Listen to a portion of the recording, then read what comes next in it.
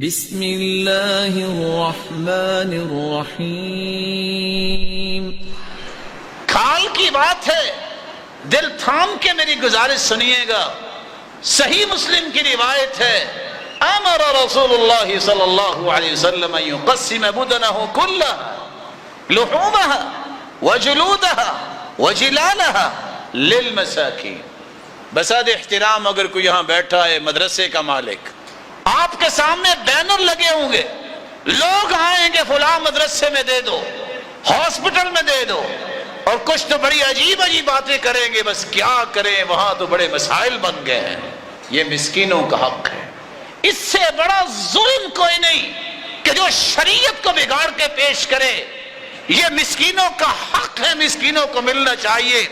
ہسپتال بھی چلتے رہیں گے، مدرسے بھی چلتے رہیں گے، سب سے پہلے مسکینوں کو دیجیے، یہ ان کا حق ہے۔ کس قدر عجیب المیہ ہے، کتنے لوگ ایسے ہیں جن کے گھر میں، بیچاروں کے گھر میں پانی کا بندوبست نہیں ہے، چار چار گھر دور جا کے نوجوان بیٹیاں پانی بھرنے جاتی ہیں۔ ہمیں کب عقل آئے گی؟ ہم کیوں اس طرح عصبیت کا شکار ہو کے دین بدل دیتے ہیں؟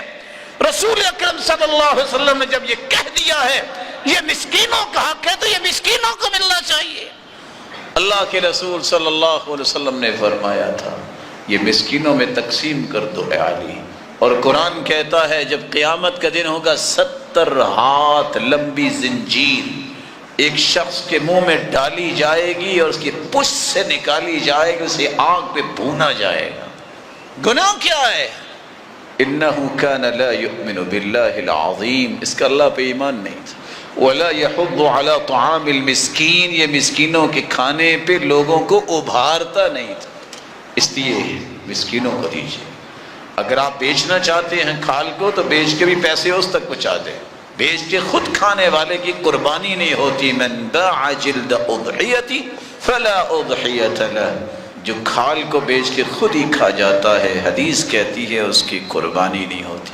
اللہ ذوالجلال سے دعا ہے اللہ آپ سب کی قربانیوں کو قبول فرمائے۔